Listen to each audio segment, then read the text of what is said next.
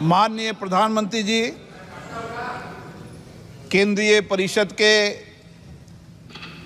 माननीय सभी सदस्यगण, सभी दलों के नेतागण, सभी माननीय सदस्यगण, मुझे पुनः इस महान सदन के पीठासीन अधिकारी के रूप में दायित्व निर्वहन करने का अवसर प्रदान किया, इसके लिए मैं आपका हार्दिक आभार व्यक्त करता हूं। मैं माननीय प्रधानमंत्री जी और सभी दलों के नेताओं और माननीय संसद सदस्यों का, जिन्होंने मेरे प्रति विश्वास व्यक्त किया, उसके लिए भी मैं आपका आभारी हूं। ये 18वीं लोकसभा में दुनिया का सबसे बड़ा लोकतंत्र का उत्सव, और उत्सव में भौगोलिक विविधताएं, प्रतिकूल मौसम, अन्य चुनौतियों के बाद भी जिस सक्रियता से 64 करोड़ ज़्यादा से मतदाताओं ने भाग लिया, मैं सदन की ओर से उनको और देश की जनता को के प्रति भी आभार व्यक्त करता हूं। मैं निर्वाचन आयोग, जिसने निष्पक्ष, निर्बाध एवं पारदर्शी तरीके से निर्वाचन प्रक्रिया संपन्न कराई, दूर दराज के इलाके में एक मत को भी मतदान करने के लिए जो उन्होंने प्रयास किया, उसके लिए मैं निर्वाचन आयोग को धन्यवाद देता हूं। माननीय प्रधानमंत्री नरेंद्र मोदी जी के नेतृत्व में लगातार तीसरी बार एनडीए की सरकार बनी है। पिछले एक दशक में जनता की अपेक्षाएं, आशाएं, आकांक्षाएं बढ़ी है। इसलिए हम सबका दायित्व हो जाता है कि हम उनकी अपेक्षाएं, आकांक्षाओं को प्रभावी तरीके से पूर्ण करने के लिए सामूहिक प्रयास करें। माननीय सदस्यगण, 18वीं लोकसभा हमारे एक नए विजन और नए संकल्प की सभा होनी चाहिए। 18वीं लोकसभा हमारे रचनात्मक चिंतन एवं नूतन विचार की सभा होनी चाहिए, जिसमें उच्च कोटि की संसदीय परंपरा स्थापित हो, पक्ष प्रतिपक्ष की मर्यादित सहमति असहमति की अभिव्यक्ति हो, देश के समक्ष ज्वलंत मुद्दों पर सार्थक चर्चा संवाद हो और विकसित भारत के संकल्प को पूरा करने के लिए इच्छा शक्ति के साथ ये संकल्प काम करे।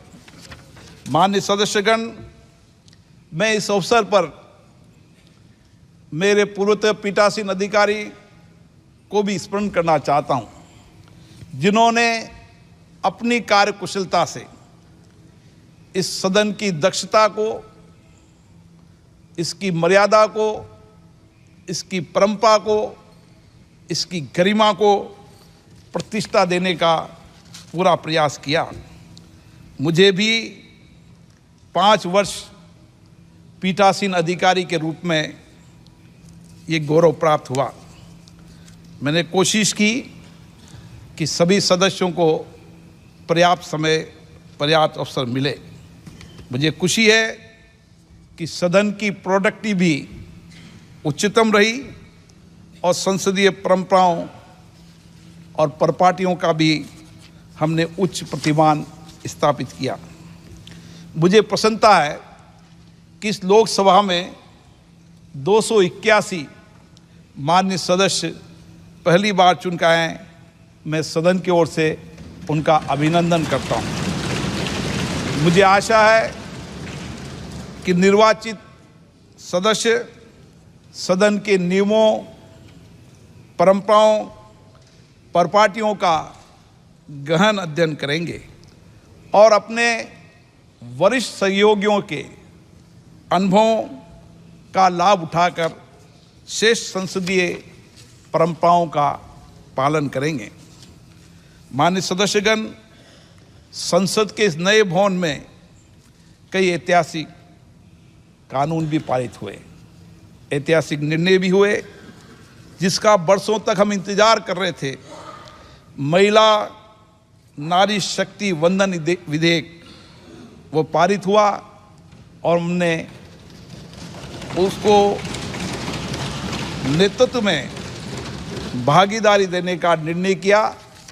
उसके साथ कई मुद्दों पर चर्चा हुई और कई महत्वपूर्ण विधेयक भी पारित हुए।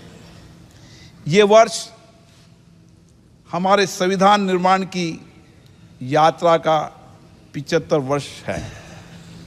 मैं संविधान निर्माण में भूमिका निभाने वाले उन सभी मनीषियों को नमन करता हूं, जिन्होंने दलगत भावनाओं से, नीची विचारधाराओं से ऊपर उठकर प्रत्येक बिंदु पर गहन अध्ययन, विचार विमर्श, चर्चा, संवाद कर एक ऐसा संविधान बनाया जो आज भी हमारा मार्गदर्शक है।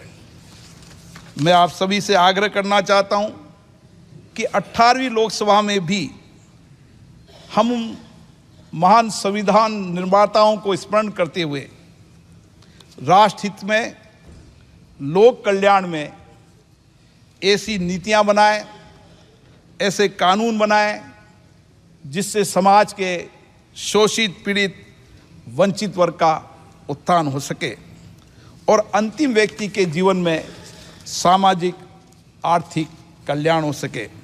मैं इस अवसर पर माननीय प्रधानमंत्री जी को का धन्यवाद देना चाहता हूं, आभार व्यक्त करना चाहता हूं, जिनके मार्गदर्शन में इस दशक के अंदर संविधान दिवस मनाने की श्रेष्ठ परंपरा शुरू हुई। संविधान पर चर्चा हुई, डिबेट हुई और साथ के साथ माननीय प्रधानमंत्री जी ने पीठासीन अधिकारियों में सभी राज्य के पीठासीन अधिकारियों को कहा कि वह अपने अपने राज्य में नो योर कॉन्स्टिट्यूशन, हमारी युवा पीढ़ी संविधान को जाने, संविधान को समझे और संवैधानिक कर्तव्यों को और दायित्वों को निभाते हुए देश के विकास में सक्रिय योगदान दे।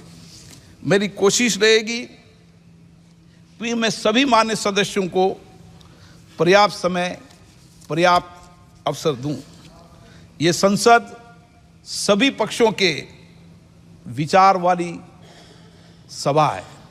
सभी पक्षों के विचार यहाँ पर आने चाहिए। सहमति, असहमति हमारे लोकतंत्र की ताकत है। हम अलग अलग विचारधारा से चुनकर आते हैं, लेकिन विचारधाराओं के बाद भी देश सबसे सर्वोपरि है। मुझे आशा है कि अपने अपने दल की विचारधारा और जिन मुद्दों पर असहमति होगी, आप जोर से असहमति व्यक्त करेंगे।